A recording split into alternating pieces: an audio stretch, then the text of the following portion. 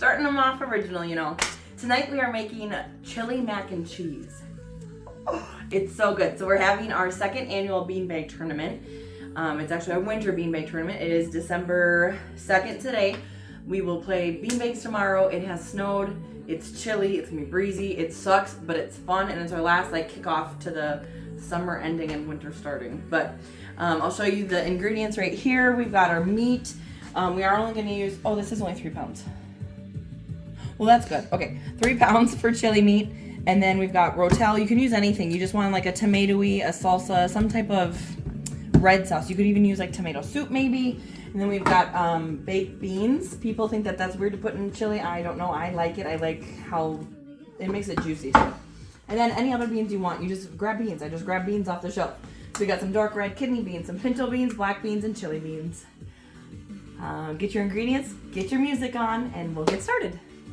So first step is we need to brown up our meat. So we'll cut open our 3 pounds, and you just make a slice in it, and then take off this and plop it into your pan. I did grease this pan. You don't have to, but it helps so that it doesn't stick. And then you just try to get as much meat as you can out of there. Wipe off your knife. And make sure you turn your burner on. How many times I've just sat here thinking I was browning meat and it wasn't on? Embarrassing. Hey, make sure your doggy doesn't get no meat. Okay. And then again, remember our meat grinder. And you just take it and you start chunking up your meat. Hopefully you grabbed a big enough pan. And we're just gonna chunk this. Whoa! Gosh golly. You're just gonna chunk this up into little pieces, and as it gets brown, you'll notice the pink starts going away, and then we'll drain it.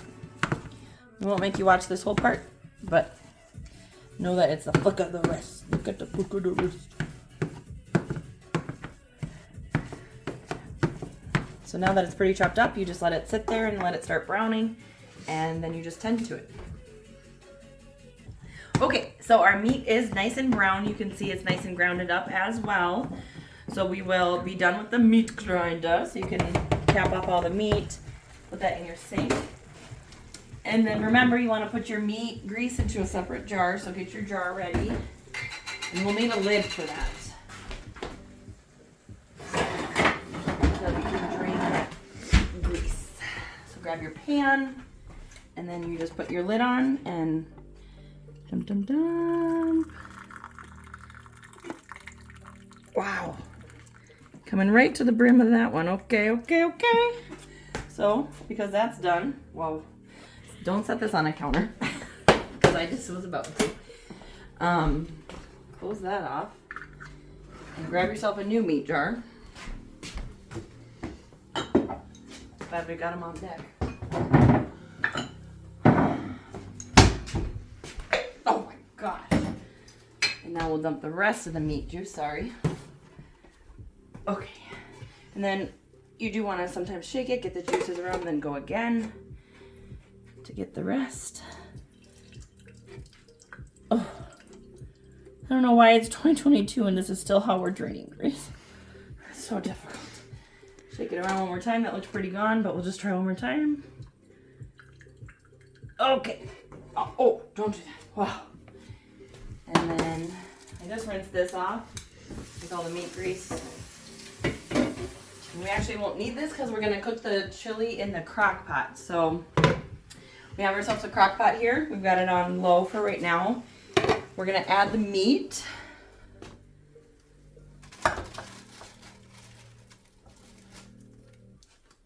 And then we will add we'll add our beans and our Rotel. Okay, so now we'll add all our beans. So you'll just open every can of beans and dump them on in there. And then it is chili mac and cheese, so then you just have to make box of mac and cheese. You can make your own mac and cheese if you want. I'm just going to use box mac and cheese because I need gluten-free. But I'm just first going to get all the beans and the meat in here. Make sure you get all your beans out. You just keep opening and dumping. Open and dump, open and dump.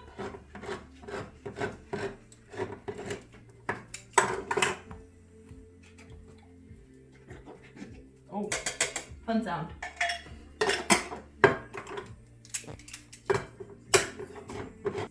I don't drain anything because I like my chili pretty juicy, so I just leave all the juices with it. Now that I say that, I actually don't know if I leave all the bean juices though. We'll see how juicy this is. Yeah, I don't actually leave the bean juices. I lied to you. I leave this because this has the, it's with like made with bacon and all that stuff. So I leave that. Rotel, I like that because it's like that salsa. But I think all these beans I just drain because it's just ucky juices. Just that. So we drain that out. So you just push the lid and drain. Oh, Jesus. Push and drain. And then you dump. It's okay if there's a little. Oh, excuse you. Excuse you. Hey, good boy. Excuse you. Get out of here. Whoa. We don't want it. Whoa. Paul, can you please move? Oh my God. That was on a hot. Ow. That was on a hot oven stove. Paul, move. That was hot. That was hot. We probably want to stir at some point so that it's not so hard to stir at the end. Oh, good job. Let's start a fire in this house. Again, drain your beans. What is over in that corner? I dropped the big bean juice, I think. I'm just going to stir in all the Rotel beans.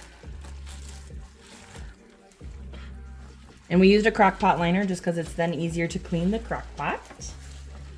So just getting this well incorporated. Wow, that's a lot. All right, all your beans are in. We'll mix it one last time and let it sit there. And then we'll make, it was 3 pounds of meat, so probably 2 to 3 boxes of mac and cheese. And then you'll just make those on the stove and add them and then stir. And then you're done. But we'll let you see mixing it again. Lots of beans. Comment below if you think beans belong in chili or not. That's a common argument here in Minnesota. I think they do. I think that's what makes a chili a chili.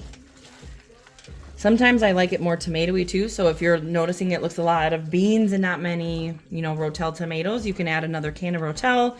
You can even add just salsa. Salsa works. I probably will add a little bit of my salsa I have in my fridge. But we're just gonna let that sit on low while we make the mac and cheese, and then we'll be back when we have to add the mac and cheese. Okay, our mac and cheese is all cooked. We just cooked 2 boxes of mac and cheese in here.